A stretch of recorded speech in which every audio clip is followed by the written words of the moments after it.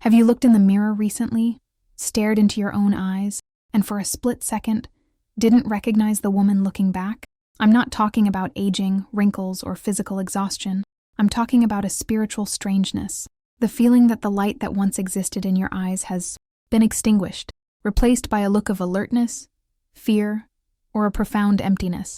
There is a question that haunts almost every survivor of abusive relationships, often asked in the dead of night. Where did I go? Where is that woman who laughed loudly, who had strong opinions, who trusted her gut? If you feel that you have been replaced by a smaller, quieter, and infinitely more insecure version of yourself, I need you to pay very close attention right now. What happened to you was not a natural change of life. It was not a painful maturation. What you experienced, and may still be, experiencing is a systematic process of identity deconstruction. Relationships with narcissistic people don't just hurt your feelings. They rewrite who you are.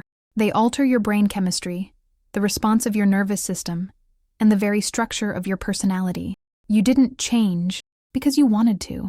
You were transformed as a response to a hostile environment, where ceasing to be yourself was the price for trying to maintain peace. Today, we are going to dive deep into this transformation. We won't just talk about what he did, but what it created in you. We will decode the biology, the psychology, and the soul of this change so that you can, for the first time in a long time, stop blaming yourself for not being who you used to be and begin to understand how to rescue who you were born to be. My name is Lauren Mitchell. My purpose with this channel is to show you that the problem was never you, and more importantly, that you are not alone. It all starts so subtly that it's almost imperceptible. It's like the famous analogy of the frog in boiling water. If you were to drop the frog into hot water, it would jump out. But if you put it in cold water and increase the temperature degree by degree, it cooks without realizing the danger until it's too late. You entered this relationship full of life. Maybe you were the empath, the problem solver, the independent woman. And, in the beginning, these qualities were celebrated. The narcissist put you on a pedestal, mirroring everything you were. He loved your strength, adored your smile, and venerated your independence. But over time, those same qualities began to be used against you. Your empathy turned into naivete. Your independence turned into selfishness. Your ability to communicate turned into being dramatic. Degree by degree, the temperature rose. Today, the scenario is devastatingly different. You catch yourself editing every sentence before speaking, calculating his reaction, measuring your tone of voice. That spontaneity that was your trademark has vanished. Now, there is a permanent filter between your brain and your mouth. You feel an exhaustion that no amount of sleep solves.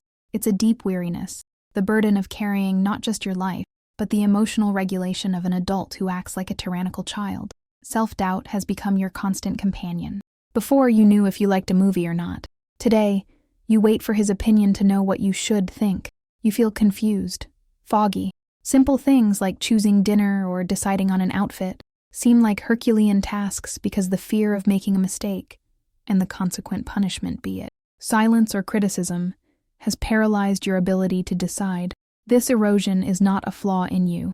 It is the direct result of living in a psychological war zone disguised as a loving relationship. And to understand how to reverse it, we need to descend to the first level of this transformation, your body. Many women believe that narcissistic abuse is just psychological. This is a grave mistake. The first place where the transformation happens is in your physiology. Imagine you are in a forest and you come face to face with a bear. Your body instantly goes into fight or flight mode. Your pupils dilate, your heart races, cortisol floods your bloodstream, and digestion stops. Your whole being focuses on one single thing, surviving the threat. Now, imagine that the bear doesn't leave. Imagine that the bear sleeps in your bed, has dinner at your table, and drives the car next to you. The narcissist is the bear, and your body, intelligently, has learned that the environment is unsafe. To survive, you developed what we call hypervigilance. You have become an expert in micro-expressions. You can identify his mood shift by the sound of the key in the door, the way he places the glass on the table, or the heavy sigh in the middle of the room. Your nervous system is locked on. You never truly relax, even when he's not around, or when things seem calm. You are waiting for the next attack, the next criticism, the next punitive silence. This physical transformation is what we call walking on eggshells, but biologically, It is much more serious.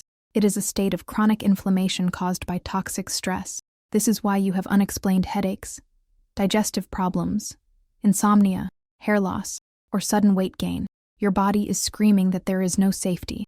The narcissist has transformed you from a relaxed person into a human danger radar. This anxiety you feel is not all in your head. It is the correct biological response to an emotional predator. You are not crazy. You are biologically under siege. If the body was the first to be altered, the mind was the second to be colonized. This is the most insidious pillar of transformation, perspecticide.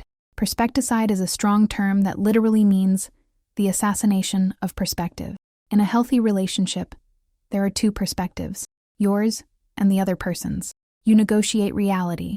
In the narcissistic relationship, there is only room for one reality, his. For his reality to prevail, the reality where he is the victim, the hero, or the perfect being, and you are the crazy, the culprit, and the inadequate one. Your reality needs to be annihilated. How does this happen? Through constant gaslighting and projection. He has repeated so many times that you are jealous, stupid, incapable, or unstable, that you have internalized these voices. The transformation here is brutal. The narcissist's voice replaces your inner voice. Do you know that internal critic that attacks you all day? You shouldn't have said that. You look fat in that outfit. No one else will want you. You can't do anything right. Stop and listen to that voice. Does it sound like you? Or does it use his words, his tone, and his cadence? You have been trained to see yourself through his eyes. You have become the curator of his self-image at the expense of your own. You stopped trusting your intuition, that gut feeling that warned you of danger, because every time you verbalized it, you were called crazy. To survive, you shut down your internal navigation system and plugged in his.